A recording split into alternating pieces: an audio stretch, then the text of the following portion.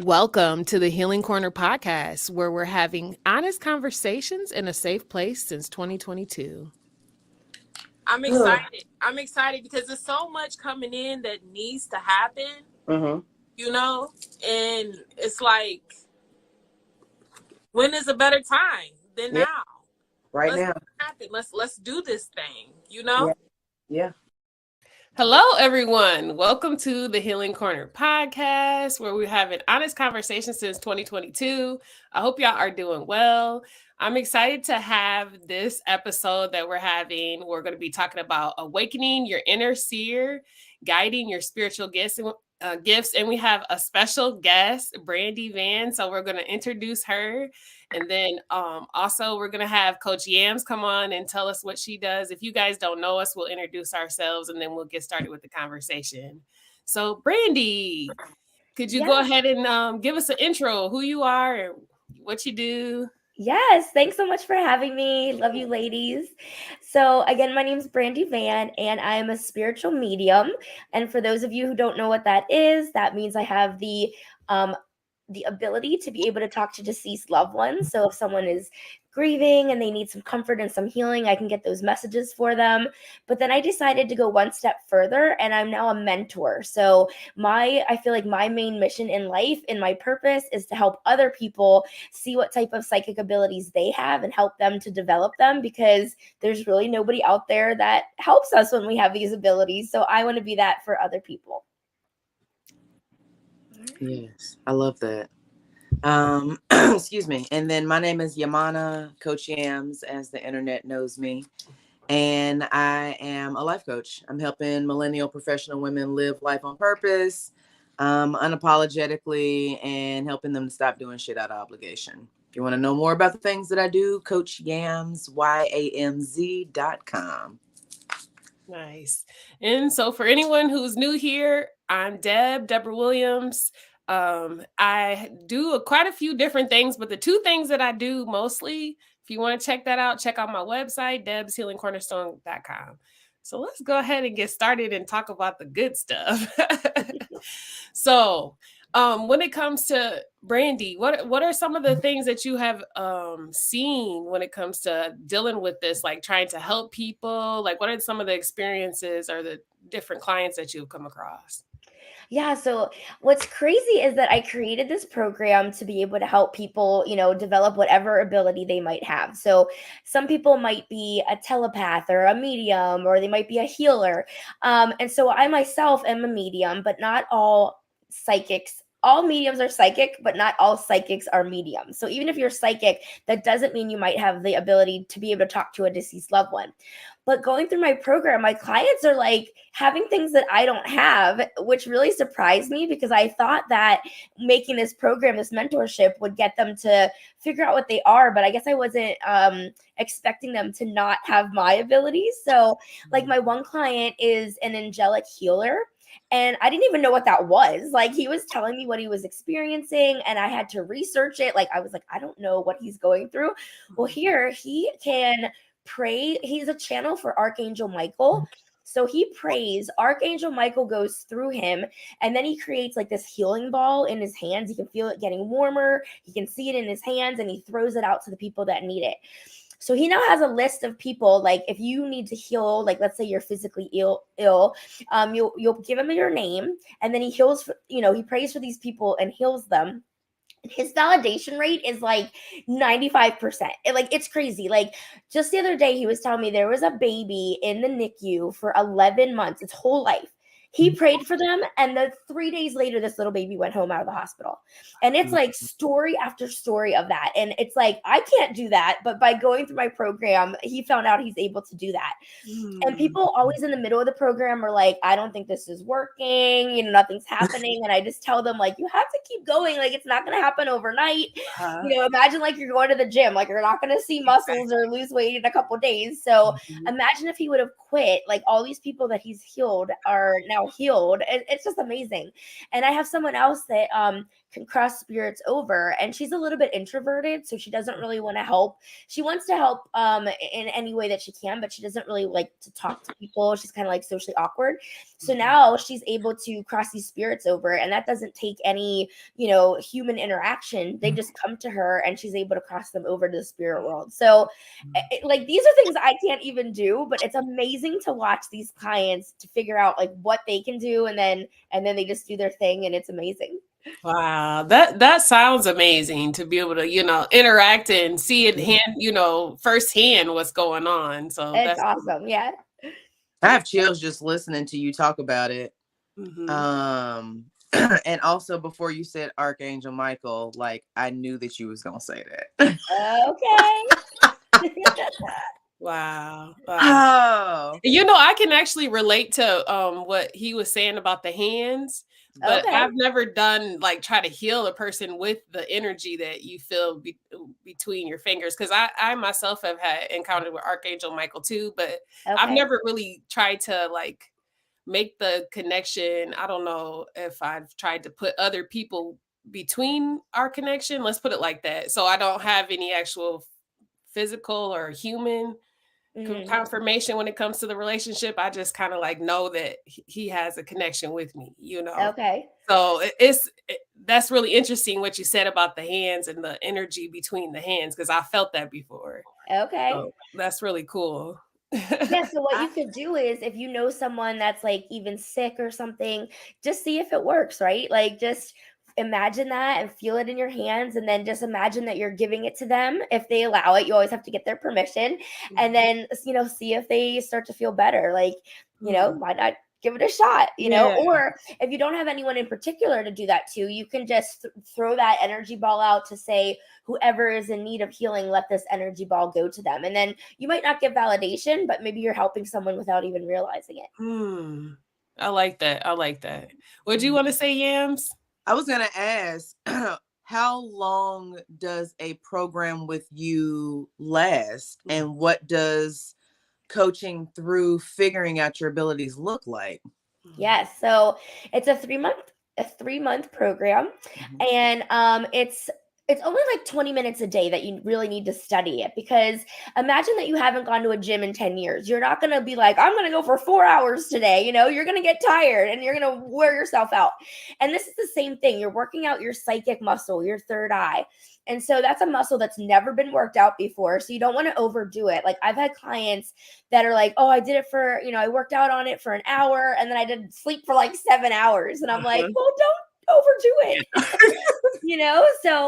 So inside the program, like I said, you really need to work out that muscle. So you can't just read a book. Like, you can read 100 books, but imagine if you wanted to learn how to play basketball and you read 20 books on how to play basketball, but you never got on the court. That's the same thing.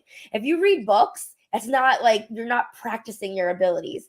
So inside my program, I've created these exercises to work out that muscle, and I have them all on video. So someone can play it, replay it, rewind it, pause it, whatever they need to do.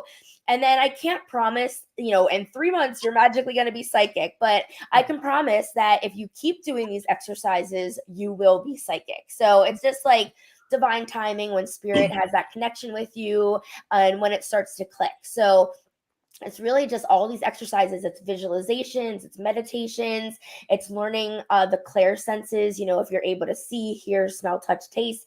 So it's going through everything that you need to know. And the biggest thing, of course, is trusting your intuition and quieting that rational mind, because your mind is always going to come in and say, there's no science on this, you're crazy, you don't know what you're doing, this isn't real. So a big part of it is quieting. It's been in the driver's seat your whole life, and you have to try to quiet that part of your mind and get your intuition to be in that driver's seat. So yeah, it's pretty intense. So a question, how old were you when you really discovered that you had the gifts? Or even if, because for me, I was young, but I didn't know until I was older, but I could still backtrack at the the age, because I can remember having the experiences. So for you, how did it go? Yeah, so I was around 10 years old, And I just ignored them because, you know, I was afraid people would think I was crazy or that I was making it up or that I just wanted attention. And, you know, even now, unfortunately, people don't talk about it a lot. So, you know, I was felt like hush hush about it. Until I got into my teenage years and I started to dabble with the Ouija board, didn't know what I was doing, and clearly my abilities were strong. I was 17 years old. My friends and I had just gotten back from a pool party, and we were like, let's go get some pizza. So we walked through the woods, and there was this path in the woods, and all of a sudden, this was like 10 o'clock at night, and something started to growl at us. And so we heard a growling, and my two friends who have no psychic abilities, they also heard it. And at first you're thinking, of course, something's growling, it's an animal. So you think it's an animal. Mm-hmm. But then it kind of like, if I could say, charged at us, and my friends ran. 2 guys, by the way. Thanks a lot. So I'm there left by myself, and this thing pushes me into the brush. Like I'm physically pushed by this, whatever it is. And I look up, and it was half black, half white face. And I'm thinking, this is not an animal. Is it a human with a mask on? You know, like I'm still very confused. I run back to my house. I call the cops. The cops go back, and they're like, there's nothing back there. And it took me like probably a year or two to realize that was like I had entered or welcomed a negative entity into my life because I didn't know how to protect my energy. I was playing with something I didn't know what it was and how powerful it was. I think it saw me as this bright white light, because that's when you have a psychic ability, that's how the spirit sees you. You're this bright white light. So I probably went into those woods, and they saw this bright white light, and they were like, let's challenge this being, right? So yeah, it took me a long time to realize, oh my gosh, that was a bad spirit. So I dropped the Ouija board, never played with that again. And then fast forward a few years, my grandma had passed away. We were all in, like, my family was in hospice around her bed as she took her last breath. And as she did, I literally felt her spirit rise above the bed. It was so profound. Like I can't even describe the spiritual experience that I was having. I looked up above the bed, and there was like a kaleidoscope of all these amazing, brilliant colors that were so bright. I could feel that her angels were welcoming her to the spirit world. I could feel that she was at peace. And you know, in that moment, everything changed for me. My view on death had changed. I knew I had an ability that was beautiful, and it got me to change the way I was viewing it. And then that's when I really went on my journey to be like, I have something, I need to do something with this, and I need to help others with it. So wow, that's beautiful. Like just those two different experiences is like you dealt with the polarities right there. yes. You know? So it's interesting how, you know, other people experienced it with you, but not at the same rate. Yes. Yeah.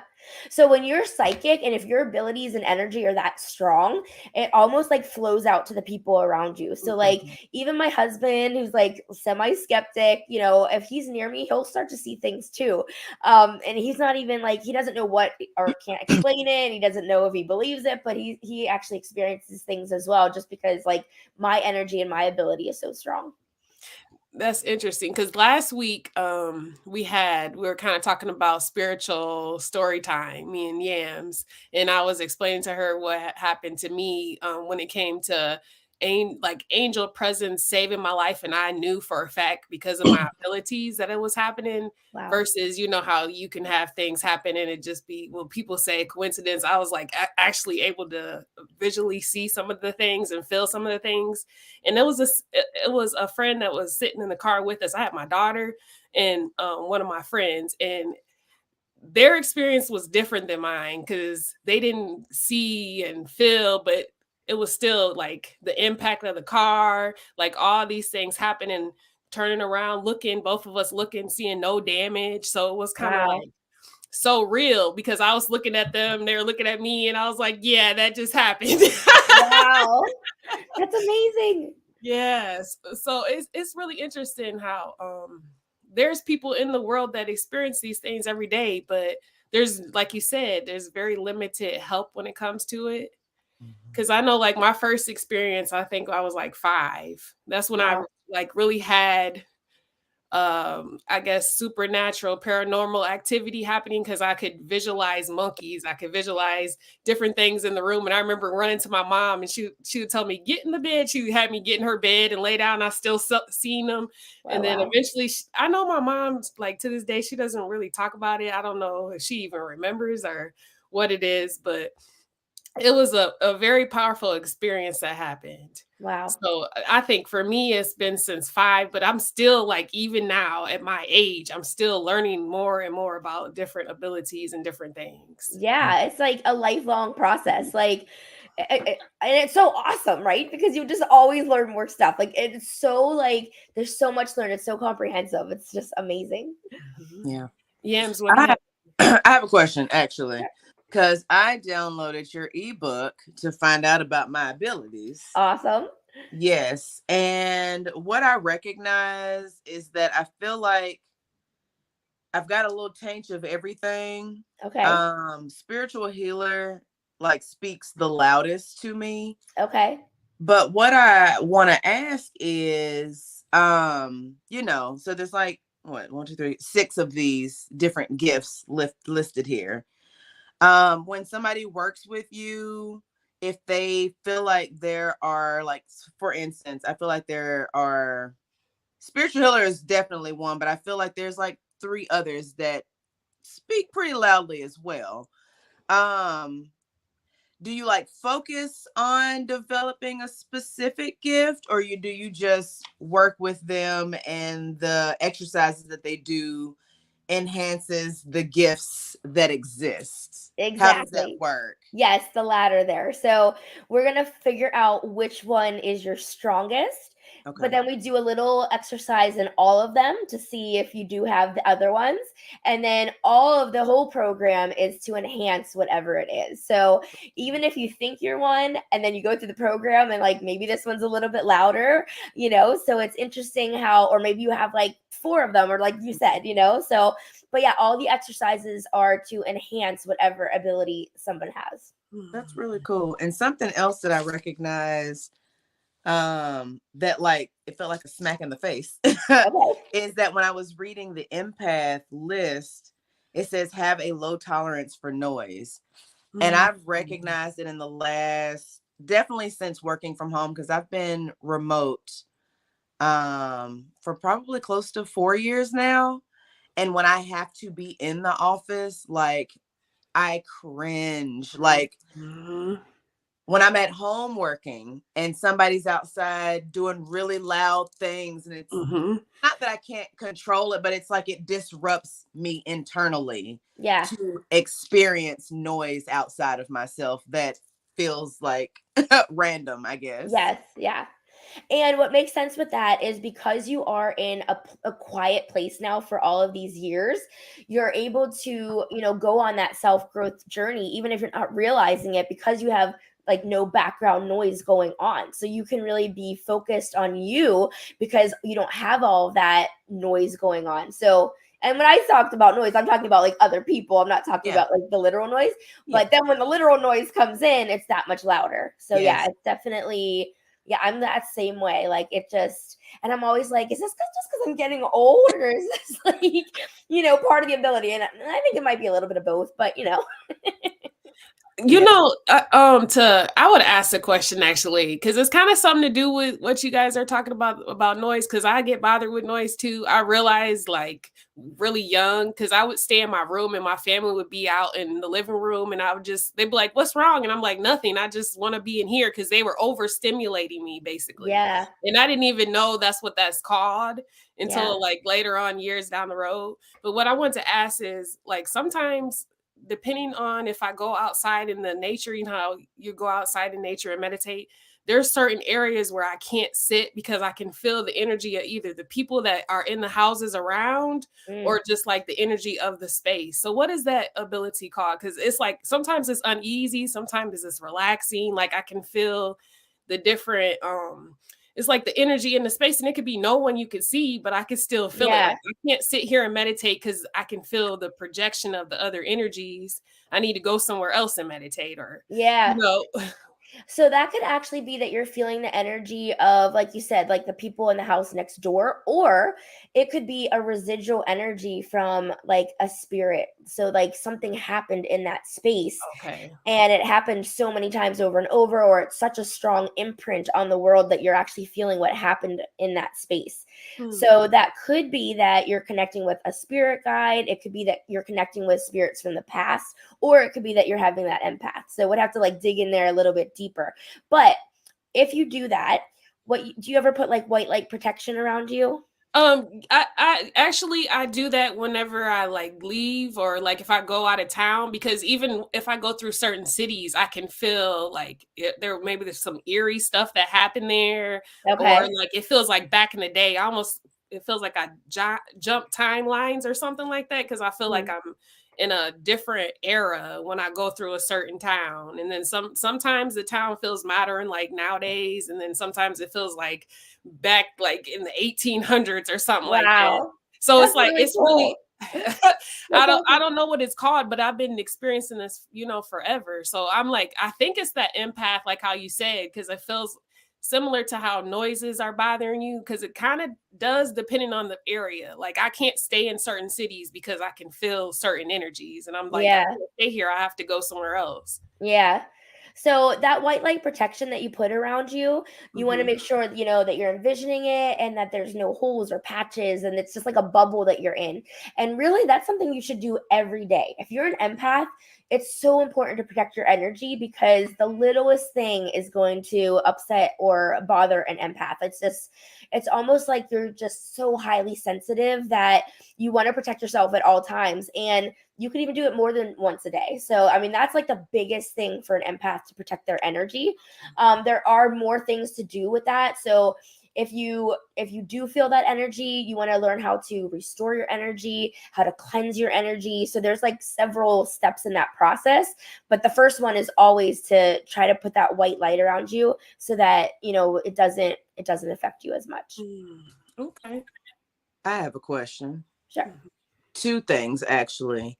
One, does your program teach all these different things of like how to protect yourself, restore yourself, and all the things? Yes, One. absolutely. Okay. Because no matter what type of psychic you are, it's like it's a manual, right? So it's like this is a proven roadmap, and I only know it works because this is what I did whenever I got it started, So it's like I've been in these people's shoes, and it was kind of like I look back and was like, what did I teach myself, and then create these exercises through that. So yeah, all of that is in the program. Yeah, absolutely.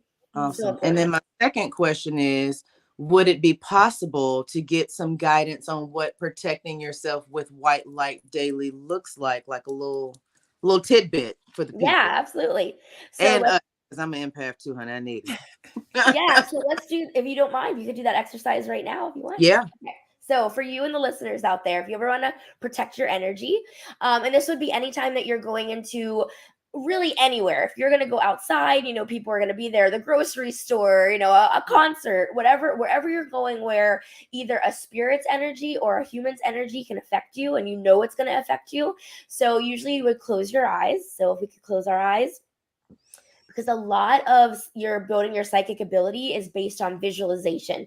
The better you can get your imagination, the better. So then you're going to envision there's a white light coming down from the sky. It's coming from cosmic energy, and that cosmic energy is limitless, it's boundless. And so that's what we want to get. We want that energy, right? Because that's going to protect us. So envision that ball of white light coming all the way down from the sky. It's coming into the building that we're in. It's coming through the ceiling. And then it's going to enter our bodies through our crown chakra. And that rests right above our head like a queen or a king's crown. So that white light's now going to enter inside of our body. And it's also going to wrap itself all around us. So almost feel it like a warm, welcoming hug. And it's going under our feet. It's like a bubble. It's just this white light that is just so welcoming and so warm. It's going all around us. There's no holes. There's no patches. It's completely this strengthened bubble around us. And then what I want you to do is take a deep breath in and just envision that white light. It's going into our lungs, into our heart, into our blood. And on the exhale, we're going to release anything negative, maybe any stress that came on today, anything heavy, and that's just going to blow right outside of our bubble, so it's not inside of us anymore. And then again, we're going to take that deep breath in, letting that white light protect us. And then on the exhale, release anything that might be a little bit more negative that we want to release today. Then we're going to set our intention that only energy of the highest realm and the highest good for ourselves is allowed in our energy bubble. And we're going to give the permission to this bubble to stay with us for the rest of the day. And then when you feel ready, you can start to open your eyes and bring your attention back to the room. And some people can't see the bubble, right? So they might be able to feel it or sense it or just know it's there. So that's whenever you're going into those clair senses of like, what's your strongest one? So maybe you can feel it or sense it or see it. So it's however you get that bubble around you, that's okay. So as long as you know it's there, and it's going to walk with you the rest of the day, and you can do that every day. If you have like nightmares a lot or spirits visit you in your dreams, you want to do that before you go to bed. But not only do you want to protect it, but then you want to set the intention of what it's doing so that it has that, that permission and it knows what its purpose is. I was gonna say when I do it, I take the white light from my heart chakra. Like I don't know, it's like I can feel it like building up and then it like spreads out. Awesome. So, Yeah, that's how I do it. So like the way that you said, I've heard that before and I've Yeah. done it and it does feel almost similar, but for me it's almost like blood or whatever you want to call it going into your veins. Yeah. But it's like a white light from my heart chakra all the way through the rest of my body. That's and then awesome. it just extends out. Yeah. And this is just one way to do it. There's so many different ways. So, I'm not a guru that's like, this is the only way you can do it. So yeah, whatever works for you is amazing. Yeah. Cool. I have a question. Mm-hmm. I know that like visualization is important. Yes. How is one able to develop let me start over. Does not being able to see when you visualize hinder your ability to develop your gifts? Absolutely not. So I think that's a misconception that people have because you're thinking visualization in terms of sight, right? But no, I'm talking about like when I close. So the reason yes. I ask is because when I close my eyes, I don't see shit. Yes. I cannot make like things happen in my brain. Yeah. I think like words and like I hear, but like I don't see a doggone thing. No, that's fine. Yeah. So like I think when people think of the word visualization, they're thinking I need to see this in my mind. Mm-hmm. But it's that feeling, that knowing, that sensing that it's there, because clairvoyance is whenever you can see it in your mind's eye. So if your eyes close and you can see it, that means you're clairvoyant. Okay. But if you can sense it's there, then you're clairsentient. Or if you know it's there, then you're claircognizant. So you just want to figure out which your clair is, and then that's your strongest one, and then that's the one you're going to roll with for the rest of the visualizations. Okay. And is there, okay, because I know like it's a percentage of people who don't like necessarily see things when they close their eyes.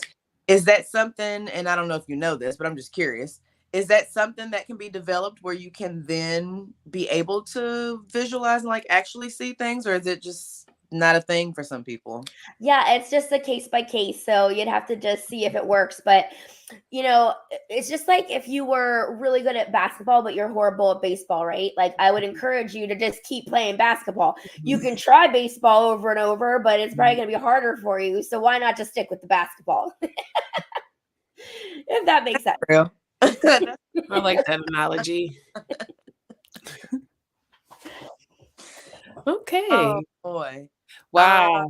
I was going to say. I have one more question. Okay. I know you said that somebody that can be a medium is not necessarily a psychic or whichever. So yeah, every medium is psychic, but not all psychics are medium. So if you become a psychic, it doesn't mean that you're going to be able to talk to deceased loved ones. That's like, that's something. So that's actually what really makes me angry, because when people say, oh, I'm taking this mediumship class, and I'm just like, how is that even a thing? Because you can't say, oh, you're going to magically be a medium, because that's literally just like only some people have that gift. So that's why my mentorship is just psychic abilities, because I can't promise that you're going to be able to talk to a deceased loved one. Mm-hmm. But sorry, I think I interrupted your question there. What was your question?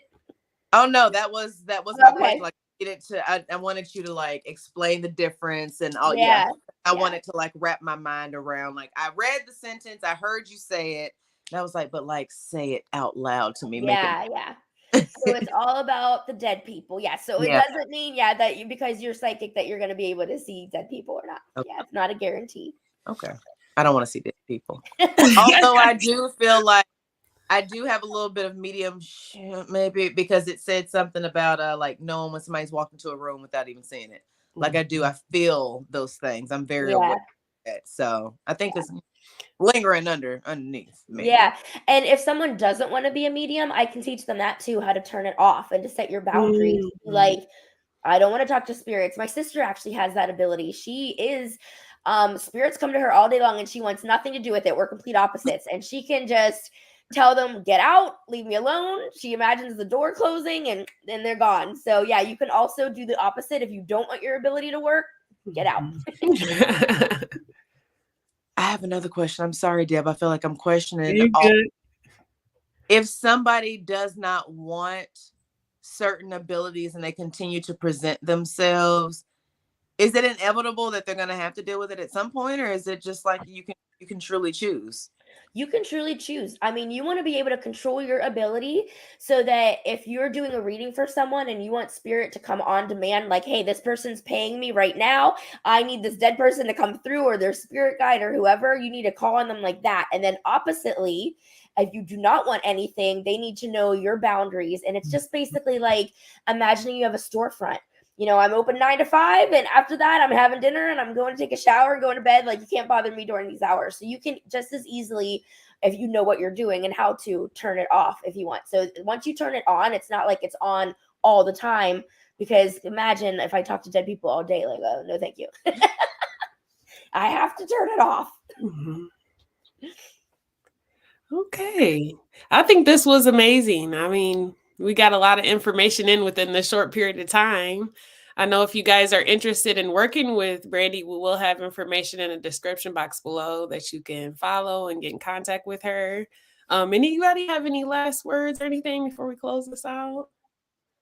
I don't think. I just feel like, you know, if someone, I just want to be that person, because there aren't many out there. You know, there's no classes, there's no college degree in this. So if you are struggling, like, even if you just want a community where you can talk to someone that doesn't think, you know, anyone can tell me anything. I'm not going to judge you. I probably had that experience myself. So even if they just want to reach out to have that one person that understands what they're going through, please reach out. Okay. And I just want to say thank you, Brandi, for bringing first of all, for randomly coming across our link to be a guest, and then like going through the steps and like, you know, connecting with us and being on the show, because I think that more people have these abilities and gifts than they recognize.